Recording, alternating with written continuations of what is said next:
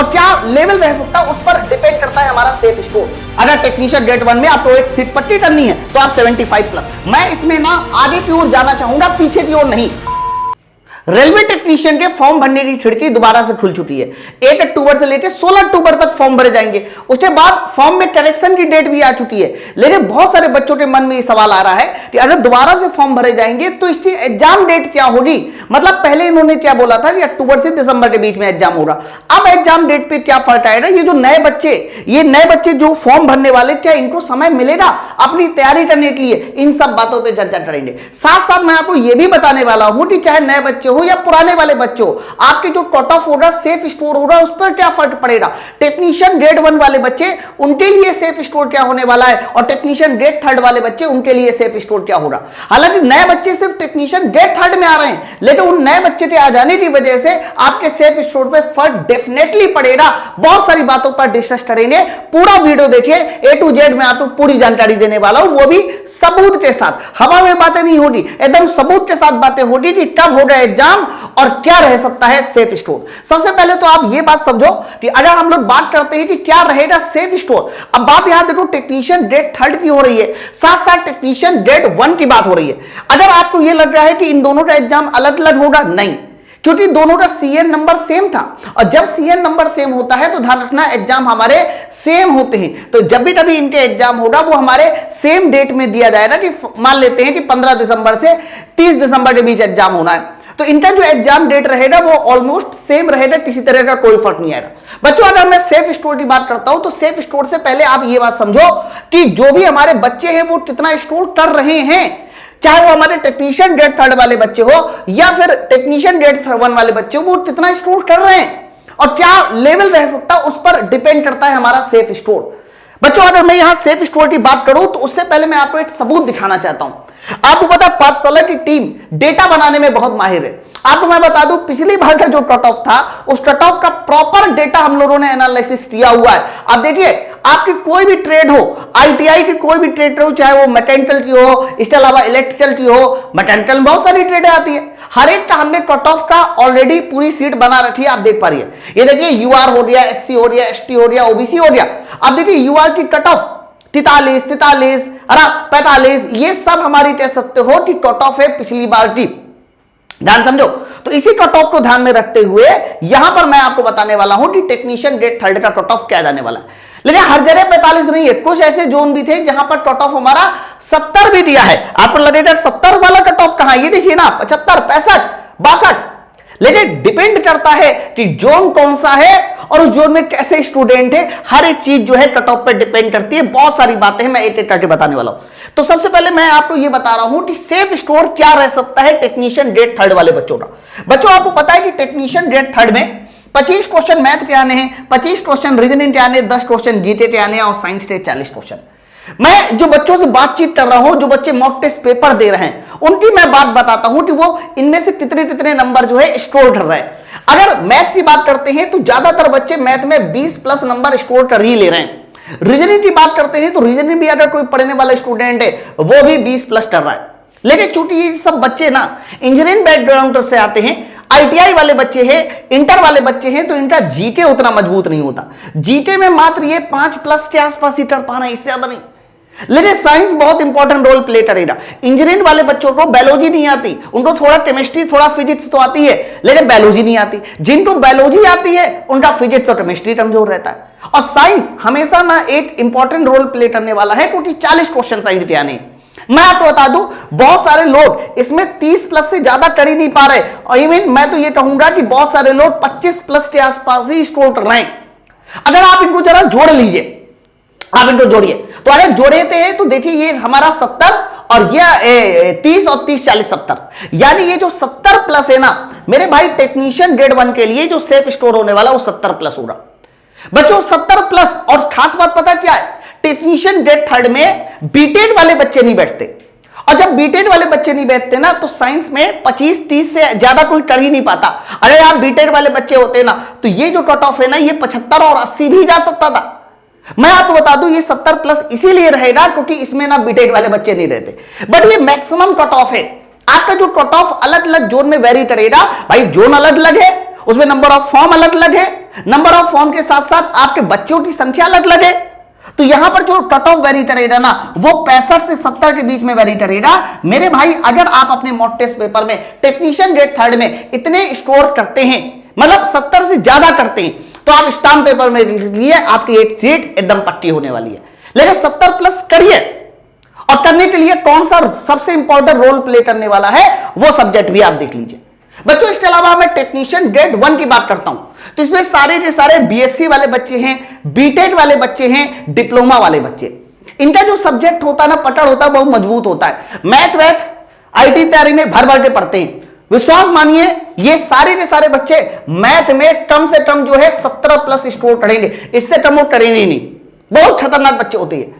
Reasoning भी इनका बहुत तगड़ा रहता है। रीजनिंग भी आप ये मान के चलिए कि चाहे जैसी रीजनिंग आएंगी 12-13 नंबर ये करने वाले हैं। मैंने बहुत सारे बच्चों से बात कर रखी है, वो भी कहते हैं कि सर हमारा इतना होता है, लेकिन जीके इनका बड़ा कमजोर होता है। जीके में ये 5 प्लस कर ले बहुत बड़ी बात है। बेसिक साइंस ये पता है, कुछ बच्चे इसको बहुत अच्छा करेंगे, कुछ बच्चे खराब करेंगे। जिनका फिजिक्स अच्छा है वो बहुत अच्छा करेंगे, है ना, और जिनका इलेक्ट्रॉनिक अच्छा है वो भी करेंगे। लेकिन जिनका फिजिक्स और इलेक्ट्रॉनिक दोनों अच्छा नहीं है, जैसे कि कंप्यूटर साइंस वाले बच्चे, इनका फिजिक्स और इलेक्ट्रॉनिक दोनों अच्छा नहीं होता, तो वो थोड़ा कम करेंगे। तो आपको मैं बता दूं, बेसिक साइंस में जो ज्यादातर बच्चे स्कोर कर रहे हैं वो तकरीबन 25 प्लस के आसपास कर रहे हैं, क्योंकि फिजिक्स कहीं ना कहीं वो इंटर में पढ़े होते हैं। इलेक्ट्रॉनिक हो सकता है थोड़ा गड़बड़ हो जाए। लेकिन कंप्यूटर की बात करते हैं तो इसमें जो कंप्यूटर आना है ना, वो आपके वो वाले लेवल का आना है, कंप्यूटर साइंस वाले लेवल का आना है जो डिप्लोमा में पूछा जाता है। ये वो वाला कंप्यूटर नहीं आना है कि इनपुट डिवाइस ये है, फलाना डिवाइस ये है। लेकिन फिर भी अगर कंप्यूटर ढंग से पढ़ा जाए तो बहुत आराम से जो है 15 प्लस के आसपास स्कोर किया जा सकता है। अगर मैं इसको जोड़ू तो आप देखिए 17, 13, 30, 5 हमारा 35, और 35 और 15 हमारा कितना 40, और इसके बाद वो 25, 75, यानी इसमें जो सेफ स्टोर रहने वाला वो 75 प्लस रहने वाला है भैया। अगर टेक्नीशियन ग्रेड 1 में आपको एक सीट पट्टी करनी है तो आप 75 प्लस। मैं इसमें ना आगे की ओर जाना चाहूंगा, पीछे की ओर नहीं। पता है ऐसा मैं क्यों कह रहा हूं?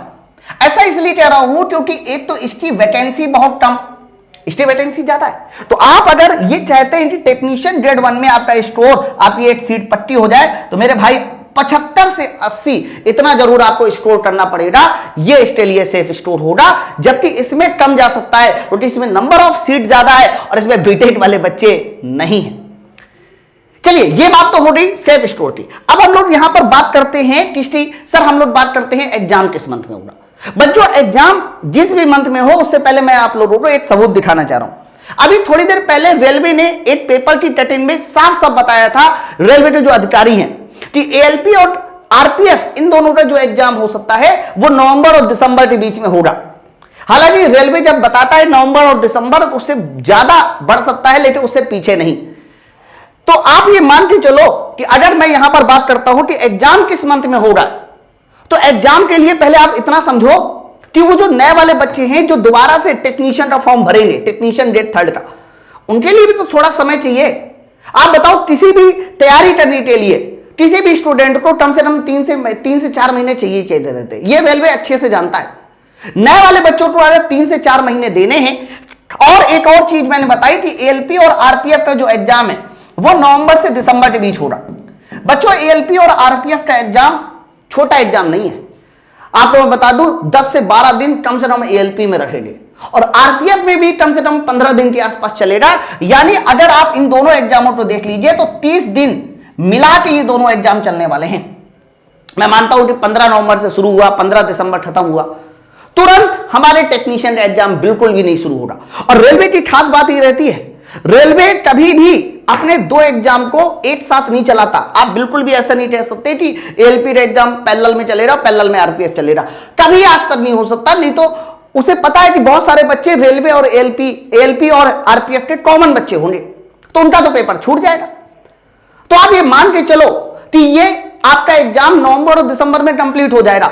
दिसंबर के बाद आप सोचिए, और दिसंबर के बाद का पहला रीजन कि नए वाले बच्चों को समय मिलना चाहिए, नहीं तो वो कोर्ट चले जाएंगे। और दूसरा रीजन कि जब आपका एएलपी और आरपीएफ का एग्जाम नवंबर और दिसंबर में होगा, तो नवंबर और दिसंबर में टेक्नीशियन का एग्जाम होने के चांस ना के बराबर है। तो आप ये मान के चलो, अगर मैं पूछूं कि यहां पर आपका एग्जाम का मंथ क्या होगा, और ये एग्जाम के मंथ की मैं बात कर रहा हूं टेक्नीशियन की, चाहे वो टेक्नीशियन फर्स्ट हो चाहे थर्ड हो। बच्चों इसका जो एग्जाम होगा ना वो स्टार्टिंग जनवरी में शुरू हो सकता है, इसलिए आप अपनी तैयारी स्टार्टिंग जनवरी के हिसाब से रखिए भैया। स्टार्टिंग जनवरी में ही आपका एग्जाम होगा। स्टार्टिंग जनवरी का मतलब ये होगा आपके पास पूरा अक्टूबर मिल गया, नवंबर मिल गया, दिसंबर मिल गया, आपके पास 3 मंथ का समय है मेरे भाई। 3 मंथ मतलब 90 दिन का समय है, और इसी 90 दिन में आपको झंडे डालने हैं, और इसी 90 दिन में तैयारी को इतना बेहतर करना है कि मैंने ये जो सेफ स्टोर बताया ना, ये जो मैंने आपको सेफ स्टोर बताया, इस 90 दिनों में आपको पढ़ाई ऐसी करनी है कि आप इन सेफ स्टोर में आ सके। सर कैसे होगा? यहां वाला तो पूरे यूट्यूब पर मिल भी जाएगा, यहां वाला कैसे होगा? ये बेसिक साइंस कैसे होगा जिसमें इलेक्ट्रॉनिक पूछा जाएगा, फिजिक्स पूछा जाएगा, इलेक्ट्रॉनिक कौन पढ़ाएगा, कंप्यूटर कैसे होगा? मेरे भाई पाठशाला रेलवे ने हमेशा आपका साथ दिया है, और मैं फिर से बता दूं एकदम ऑफिशियल सिलेबस के अनुसार पाठशाला रेलवे ने इन सारे के सारे कह सकते हो कोर्सेज के बैचेस लॉन्च कर रखे। आप चाहे टेक्नीशियन ग्रेड 3 की बात करें चाहे ग्रेड 1 की बात करें, बच्चों ग्रेड 1 में देखिए, ग्रेड 1 में आपका मैथ है, रीजनिंग है, कंप्यूटर है, बेसिक साइंस एंड इंजीनियरिंग है, और जीके है। बच्चों इन सब की क्लास मैं आपको बता दूं, बेसिक साइंस इंजीनियरिंग ये जो क्लास है, ये क्लास 4 टीचर ने मिलकर पढ़ाई है, जिसमें 3 इलेक्ट्रॉनिक के टीचर है और मैं अकेले फिजिक्स का टीचर हूं। 4 टीचर ने मिलकर अकेले पढ़ाई है। इसके अलावा मैथ में हमारे उन्नति सर पूरा का पूरा इंटर वाला जो मैथ है वो भी आना है आपके सिलेबस में, प्रोबेबिलिटी, स्टैटिस्टिक्स सब कुछ आना है आपके सिलेबस में।